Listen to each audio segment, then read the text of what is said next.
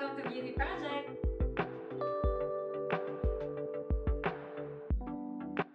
Hi, good morning. Actually, we're here in Beauty Project Aesthetic and Wellness sa QC. And today, we will be interviewing Miss Aubrey Asuncion, one of the owner of Beauty Project. So, hi ma'am, good morning. Hi, I'm Hannah. Hi, Hannah. Hi. So, today po ma'am, we just want to know, actually, ako, very flattered po ako today kasi isang beauty queen yung kaharap ko and owner pa ng Beauty Project. And really flattered na ma-interview ka. And today po, gusto na po namin malaman saan po nagsimula ang isang Miss Aubrey Asuncion. Okay, Hannah. Growing up, I had my parents as business people. Meron kaming maliit na parang siyang tindahan, yung mga nag-iikot na mga nagbebenta ng foam, yung mga nagpapahulugan, ayun. So, my parents already taught me and trained me on how to run businesses, kung paano maghanap ng mga kliyente, kung paano mag-alaga ng mga tao, kung paano rumispeto sa lahat ng tao sa paligid natin, mga suppliers, mga partners. So, nung college naman ako, nagsimula ako mag-pageant. And funny start is, sumali ako kasi yung premyo 150,000. Narinig ko sa radyo, sabi nila, yung Mutya ng Magayon, 2000, para hindi nyo alam yung age ko. So, narinig ko na parang gusto kong mag-pageant. Sabi ko, bakit? Kasi malaking pera. So, doon na-open yung passion ko into beauty. And then, time went by, I joined Binibining Pilipinas, Miss Philippines Earth. So, nakita ko na hindi lang pala ganda. Ang importante. Napaka-importante din nung nasa loob. Like psychologically and also health. So, nakita ko rin noon yung needs doon sa how you maintain how you look, how you feel, and of course, very important health. Kasi kahit sobrang ganda mo, kayang agawin yan ng sakit. So, early 2022, na-mention sa akin ng husband ko na yung mga friends niya, meron ding mga aesthetic lounges. And then, lagi nilang sinasabi sa husband ko na, pre, bakit hindi mo sabihan yung wife mo na magtayo ng aesthetic clinic? Kasi lahat ng bagay is, meron na siya. Katulad ng may mga connections kami, may mga kaibigan kami ng mga doctors, may mga kakilala kami, mga nasa aesthetic industries na, why not start?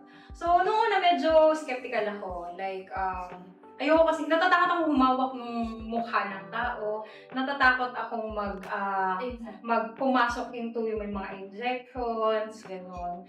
Pero naisip ko parang, iba pala yung nagagawa sa tao nung pagiging confident. So, pero paano mo nga ba makukuha or mabibuild sa sarili mo yung confidence natin? So, very important yung kung paano mo makita yung sarili mo, literally, sa harap ng salamin, yun din yung makikita ng ibang tao sa'yo. So, first is you need to look good, and then you will feel good.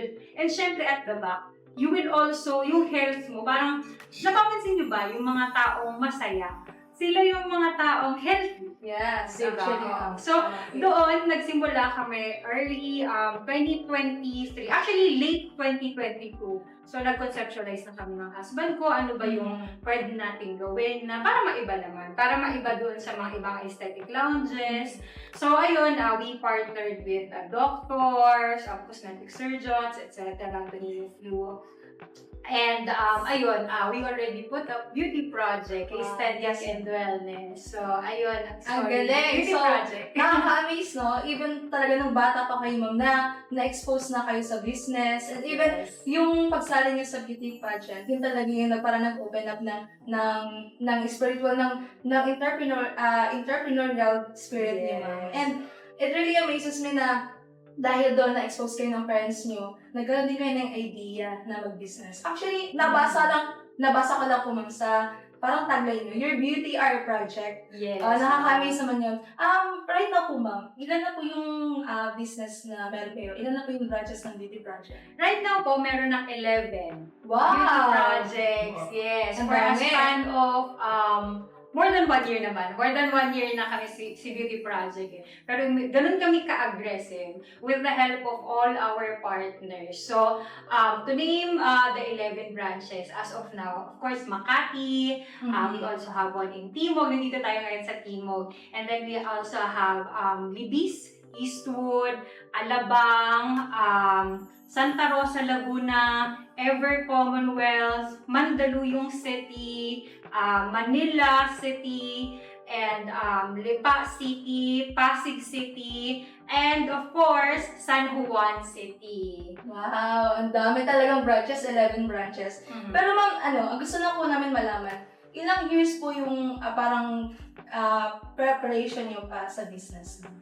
Well, kung sasabihin nating preparation, siguro yung talagang pag-build up ng beauty project, yes. no?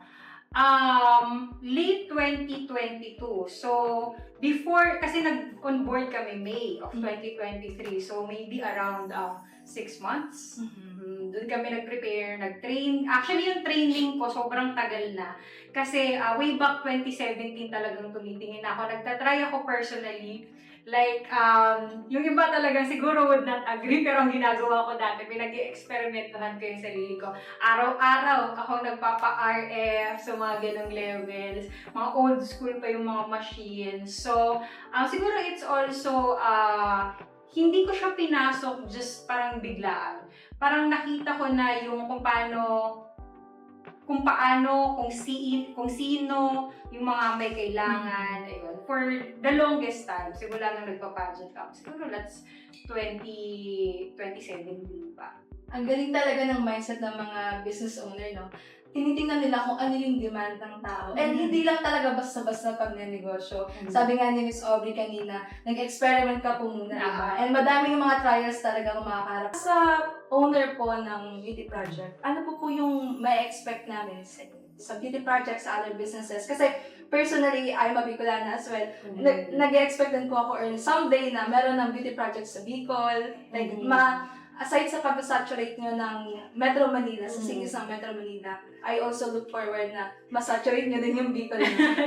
Yes. So, of course, ang first commitment ni Beauty Project that in every gender, age, race, size, and status, your beauty, our project. Wow. So, hindi kami pumipili ng customer. We make sure na kami ang pipiliin ng mga patients, customers, and clients namin. And of course, one thing more is hindi lang customers namin yung inaalagaan namin. Inaalagaan din namin ng mga staffs namin. We make sure na happy sila. Kasi pag happy ang mga staffs, happy din ang business. Yes. Happy din ang boss, at happy din ang bank account. Tama po yun. Dapat always happy. And lahat dapat happy, hindi lang si business owner. So, dapat inaalagaan din natin yung mga staffs natin. Gusto niyo po ba i-promote yung mga different branches niyo, other Yes. businesses na pwede niyo pang i-launch or i-launch pa lang? Ayun, sige. So, thank you so much, Yes. Miss Hannah. And I would like to invite everyone to visit the nearest beauty project branch near you. And we offer all types of beauty, aesthetic, and wellness services such as slimming, whitening, anti-aging, surgical, beauty, weight loss, at marami pang iba. And we make sure na aalagaan namin kayo and susubaybayan natin ang inyong beauty journey.